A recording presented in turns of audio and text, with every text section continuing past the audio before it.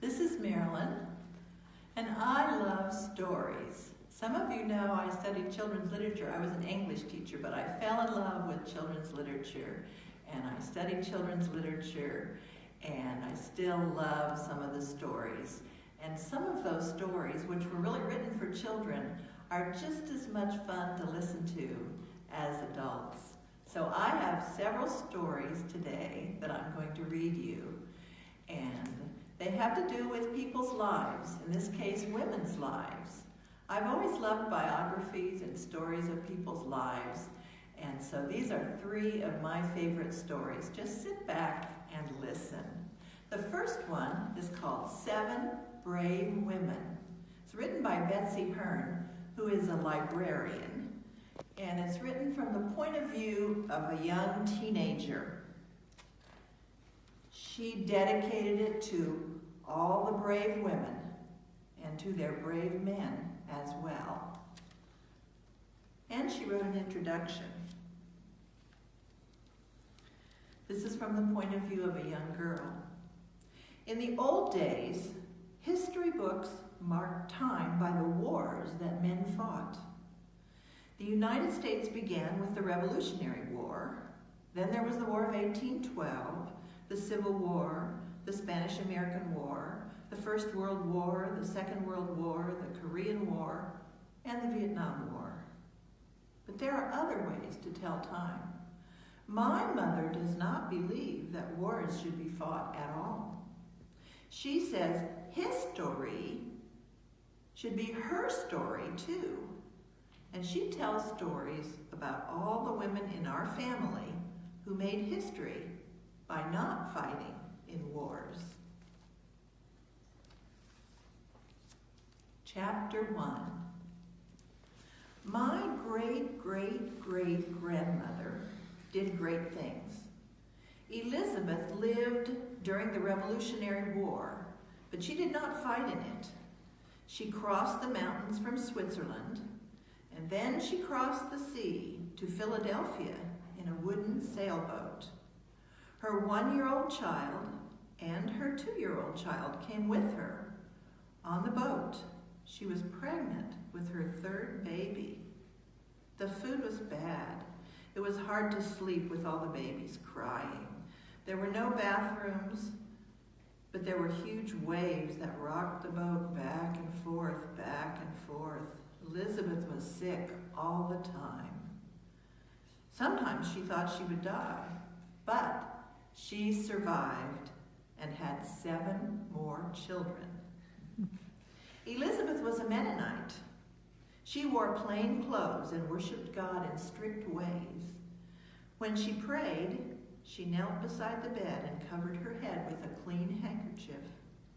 Every night until she died, she prayed for her husband and 9 children. We still have a white handkerchief that Elizabeth embroidered with a neat white E. Chapter 2.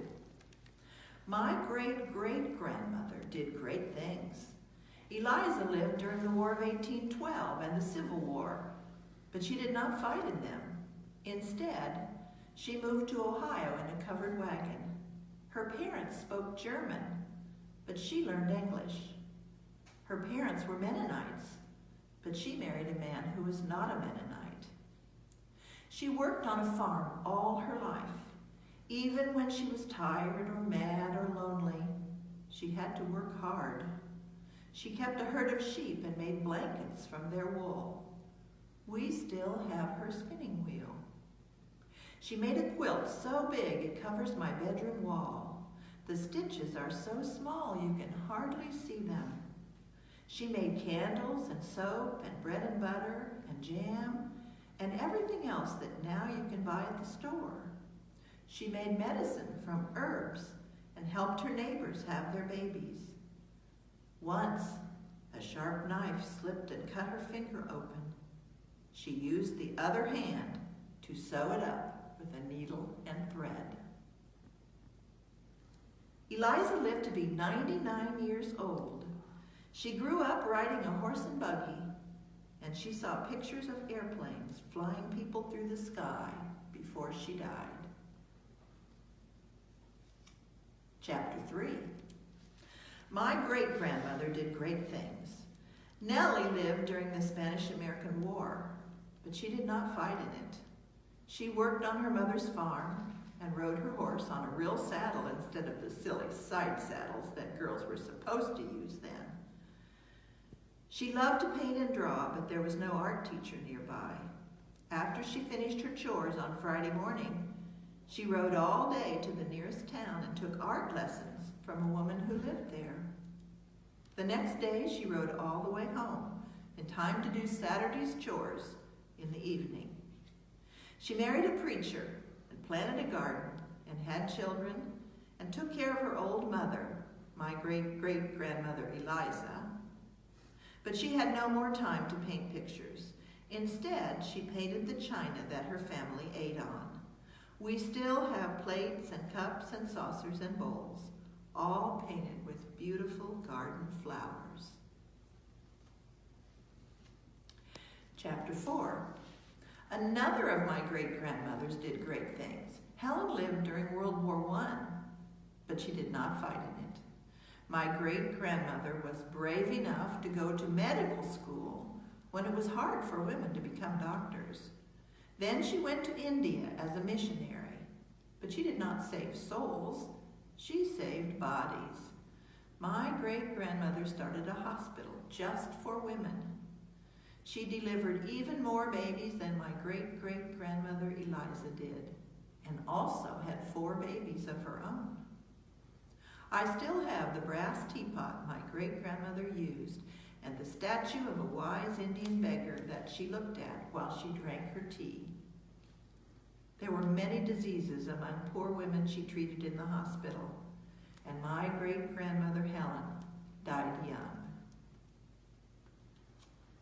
Chapter 5. My grandmother did great things. Betty lived during World War II, but she did not fight in it.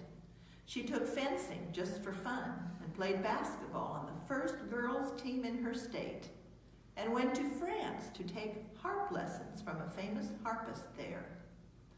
Then she decided to be an architect. When she walked into her first class, the men met her with a sign that said, "No dogs, children, or women allowed." She had to take tests in a room all by herself because she was the only woman in a men's school. My grandmother loved buildings all her life. She designed a house for her husband and children. Then she built it. She taught college students about the history of buildings. When she was 80 years old, after her husband died and her children left home and her fingers were too stiff to play the harp, she wrote a book about buildings.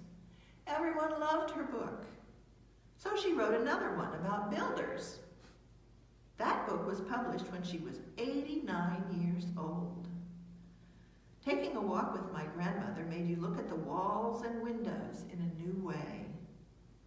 The 2 books she wrote still stand on our bookshelf, and her smallest harp, a green Irish lap harp, stands on a table that belonged to her mother, my great-grandmother Nellie.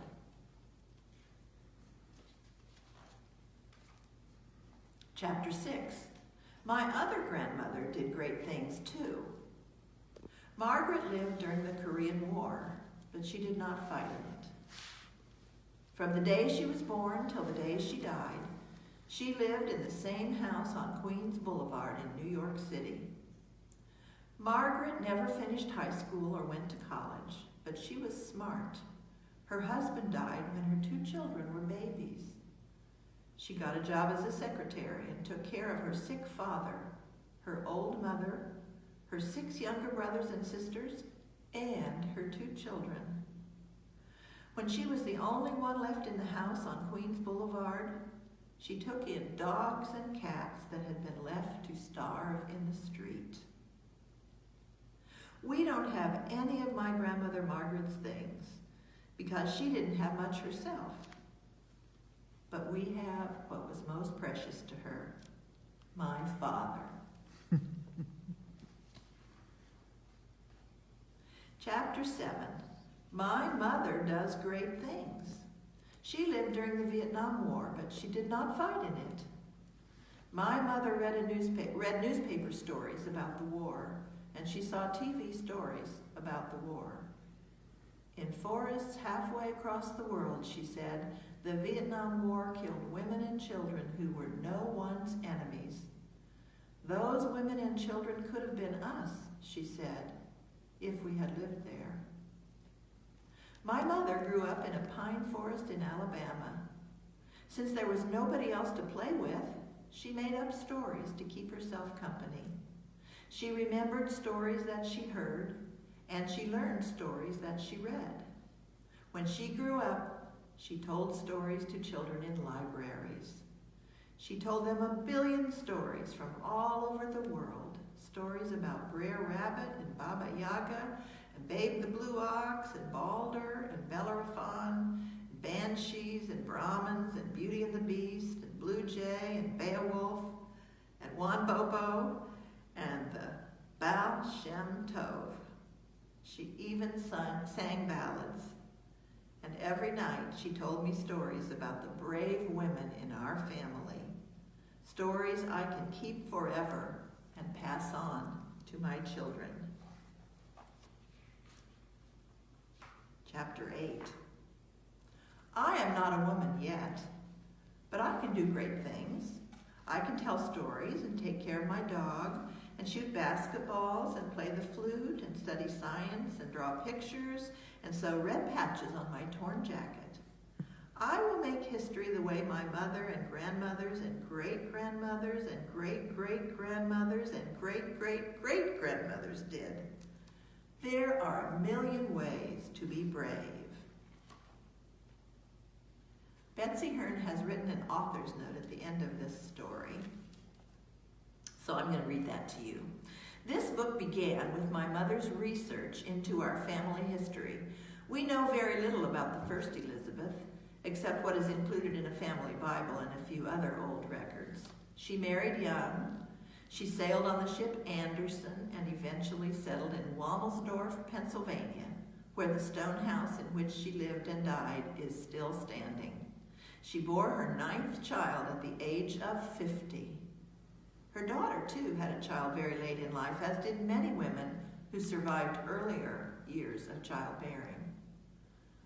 About Eliza, we know a great deal more because her daughter Nellie passed on stories to her own daughter Betty, who passed them on to me. Other branches of the family have left various tracks through time, some strong and some faint, but the pattern of these women's physical, intellectual, and spiritual strength is clear. They are, with all their human flaws, unsung heroes. That's the story of 7 brave women. I may not have time for 3 stories. Maybe I'll just have to do 2 today. The second story I'm going to read is about a teacher. Now, I know some of you out there have been teachers. So this is called My Great Aunt Arizona, written by Gloria Houston. And she dedicated it to all teachers, members of the most influential profession in the world. So if you were a teacher, or if you remember a special teacher or teachers, and I hope that includes all of you, listen to this story of a teacher who lived long ago. My great aunt Arizona was born in a log cabin her papa built in the meadow on Henson Creek in the Blue Ridge Mountains.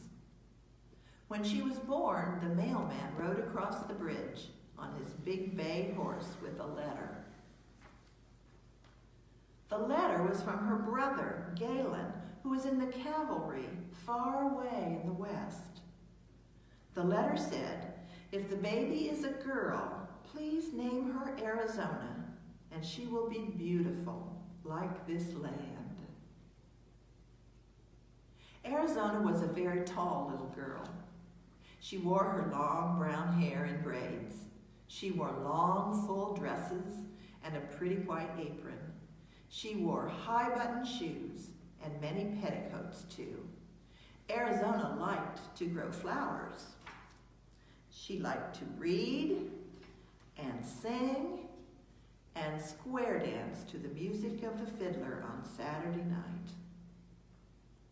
Arizona had a little brother, Jim. They played together on the farm. In summer, they went barefoot and caught tadpoles in the creek. In the fall, they climbed the mountains, searching for galax and ginseng roots. In the winter, they made snow cream with sugar, snow, and sweet cream from Mama's cows. When spring came, they helped Papa tap the maple trees and catch the sap in buckets. Then they made maple syrup and maple sugar candy. Arizona and her brother Jim walked up the road that wound by the creek to the one-room school. All the students in all the grades were there, together, in one room. All the students read their lessons aloud at the same time. They made a great deal of noise, so the room was called a blab school. The students carried their lunches in lard buckets made of tin. They brought ham and biscuits. Sometimes they had fried apple pie. They drank cool water from the spring at the bottom of the hill. At recess, they played games like tag. When Arizona had read all the books in the one-room school, she crossed the mountains to the school in another village, a village called Wing. It was so far away that she rode her papa's mule. Sometimes she rode the mule through the snow. When Arizona's mother died, Arizona had to leave school and stay home to care for Papa and her brother Jim. But she still loved to read and dream about the faraway places she would visit one day. So she read and she dreamed, and she took care of Papa and Jim. Then one day, Papa brought home a new wife. Arizona could go away to school, where she could learn to be a teacher. Aunt Susie invited Arizona to live at her house and help with the chores.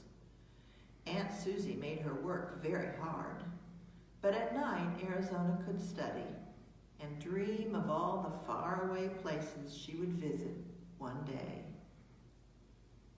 Finally, Arizona returned to her home on Henson Creek. She was a teacher at last. She taught in the one-room school where she and Jim had sat. She made new chalkboards out of lumber from Papa's sawmill and covered them with polish made for shoes. She still wore long, full dresses and a pretty white apron. She wore high-button shoes and many petticoats, too. She grew flowers in every window. She taught students about words and numbers and the faraway places they would visit someday. "Have you been there?" the students asked. "Only in my mind," she answered, "but someday you will go."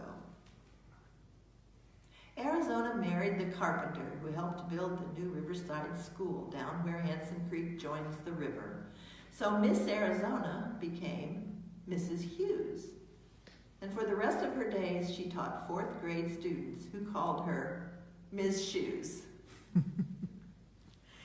And when her daughter was born, Ms. Shoes brought the baby to school to the sunny room where flowers grew in every window. I have to tell you, there's a picture here of the baby in a cradle, and she's rocking the cradle with her foot while she teaches.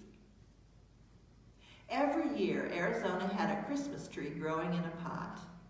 The girls and boys made paper decorations to brighten up the tree.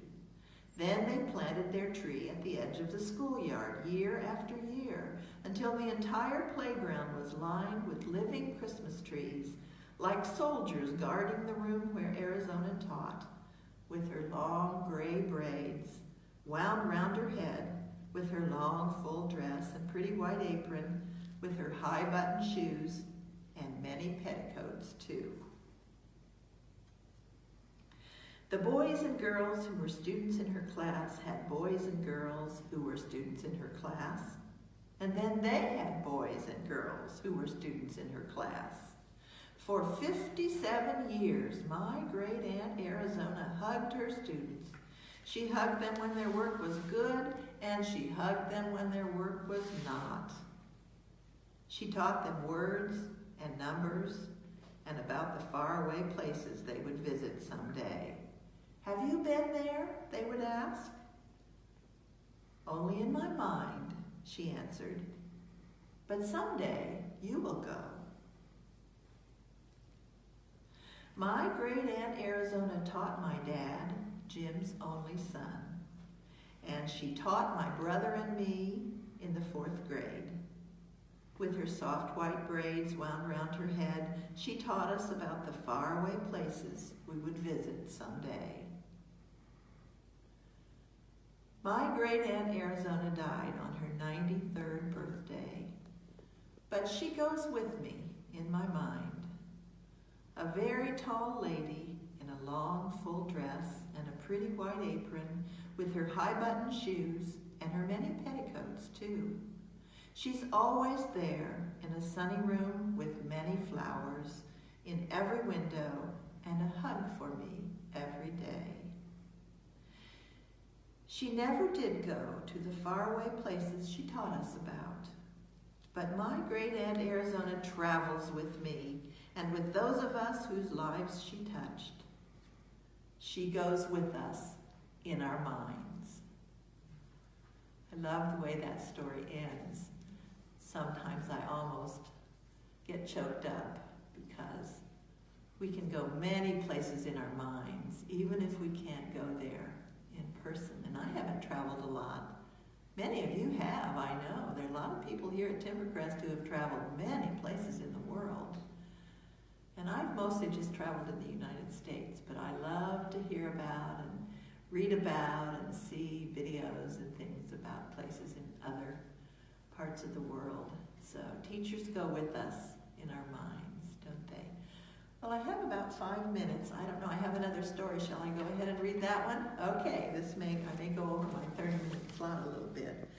This book is about a person who did go to faraway places. It's a very famous book, actually. It's called Miss Rumpius, and it was written by Barbara Cooney. Now, this person, I think, is imaginary, but it's a very good story about her.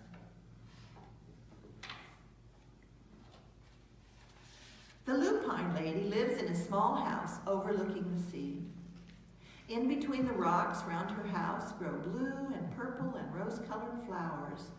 The Lupine Lady is little and old, but she has not always been that way, I know. She is my great aunt, and she told me so. Once upon a time, she was a little girl named Alice, who lived in a city by the sea. From the front stoop, she could see the wharves and the bristling masts of tall ships. Many years ago, her grandfather had come to America on a large sailing ship. Now he worked in the shop at the bottom of his house, making figureheads for the prows of ships and carving Indians out of wood to put in front of cigar stores. For Alice's grandfather was an artist. He painted pictures, too, of sailing ships and places across the sea. When he was very busy, Alice helped him put in the skies. There's a picture of her painting the blue skies on a painting there. In the evening, Alice sat on her grandfather's knee and listened to his stories of faraway places. When he had finished, Alice would say, "When I grow up, I too will go to faraway places. And when I grow old, I too will live beside the sea." "That is all very well, little Alice," said her grandfather, "but there is a third thing you must do." "What is that?" asked Alice. "You must do something to make the world more beautiful," said her grandfather. "All right," said Alice, but she didn't know what that could be. In the meantime, Alice got up and washed her face and ate porridge for breakfast. She went to school and came home and did her homework, and pretty soon she was all grown up. Then my great Aunt Alice set out to do the 3 things she had told her grandfather she was going to do. She left home and went to live in another city, far from the sea and the salt air. There, she worked in a library, dusting books and keeping them from getting mixed up and helping people find the ones they wanted. Some of the books told her about faraway places. People called her Miss Rumpius now. Sometimes she went to the conservatory in the middle of the park. When she stepped inside on a wintry day, the warm, moist air wrapped itself around her, and the sweet smell of jasmine filled her nose. "This is almost like a tropical isle," said Miss Rumpius, "but not quite." So Miss Rumpius went to a real tropical island where people kept cockatoos and monkeys as pets. She walked on long beaches, picking up beautiful shells. One day, she met the Bapa Raja, king of the fishing village. "You must be tired," he said. "Come into my house and rest." So Miss Rumpius went in and met the Bapa Raja's wife. The Bapa Raja himself fetched a green coconut and cut a slice off the top so that Miss Rumpius could drink the coconut water inside. Before she left, the Bapa Raja gave her a beautiful mother-of-pearl shell on which he had painted a bird of paradise and the words, "You will always remain in my heart." "You will always remain in mine, too," said Miss Rumpius. My great aunt, Miss Alice Rumpius, climbed tall mountains where the snow never melted. She went through jungles and across deserts. She saw lions playing and kangaroos jumping, and everywhere she made friends she would never forget. Finally, she came to the land of the lotus eaters, and there, getting off a camel, she hurt her back. "What a foolish thing to do," said Miss Rumpius. "Well, I have certainly seen faraway places. Maybe it is time to find my place by the sea." And it was, and she did. From the porch of her new house, Miss Rumpius watched the sun come up. She watched it across the heavens and sparkle on the water, and she saw it set in glory in the evening. She started a little garden among the rocks that surrounded her house, and she planted a few flower seeds in the stony ground. Miss Rumpius was almost perfectly happy. "But there is still one more thing I have to do," she said. "I have to do something to make the world more beautiful." "But what?" "The world already is pretty nice," she thought, looking out over the ocean. The next spring, Miss Rumpius was not very well. Her back was bothering her again, and she had to stay in bed most of the time. The flowers she had planted the summer before had come up and bloomed in spite of the stony ground. She could see them from her bedroom window, blue and purple and rose-colored. "Lupines," said Miss Rumpius with satisfaction. "I have always loved lupines the best. I wish I could plant more seeds this summer so that I could have still more flowers next year." But she was not able to. After a hard winter, spring came. Miss Rumpius was feeling much better. Now she could take walks again. One afternoon, she started to go up and over the hill where she had not been in a long time. "I don't believe my eyes," she cried when she got to the top. For there on the other side of the hill was a large patch of blue and purple and rose-colored lupines. "It was the wind," she said as she knelt in delight. "It was the wind that brought the seeds from my garden here, and the birds must have helped." Then Miss Rumpius had a wonderful idea. She hurried home and got out her seed catalogs. She sent off to the very best seed house for 5 bushels of lupine seed. All that summer, Miss Rumpius, her pockets full of seeds, wandered over fields and headlands, sowing lupines. She scattered seeds along the highways and down the country lanes. She flung handfuls of them around the schoolhouse and back of the church. She tossed them into hollows and along stone walls. Her back didn't hurt her anymore at all. Now, some people called her that crazy old lady. The next spring, there were lupines everywhere. Fields and hillsides were covered with blue and purple and rose-colored flowers. They bloomed along the highways and down the lanes. Bright patches lay around the schoolhouse and back of the church. Down in the hollows and along the stone walls grew the beautiful flowers. Miss Rumpius had done the third most difficult thing of all. My great Aunt Alice, Miss Rumpius, is very old now. Her hair is very white. Every year there are more and more lupines. Now they call her the Lupine Lady. Sometimes my friends stand with me outside her gate, curious to see the old lady who planted the fields of lupines. When she invites us in, they come slowly. They think she is the oldest woman in the world. Often she tells us stories of faraway places. When I grow up, I tell her, I too will go to faraway places and come home to live by the sea. That is all very well, little Alice, says my aunt. But there is a third thing you must do. What is that, I ask. You must do something to make the world more beautiful. All right, I say, but I do not yet know what that can be. So there's the story of Miss Rumpius, the Lupine Lady. And I hope you enjoyed hearing some stories about interesting women. I wish you could see the pretty pictures or the nice pictures that go along with these books. But if you see me and ask, I'll show them to you. Okay? Have a great rest of the day, everybody.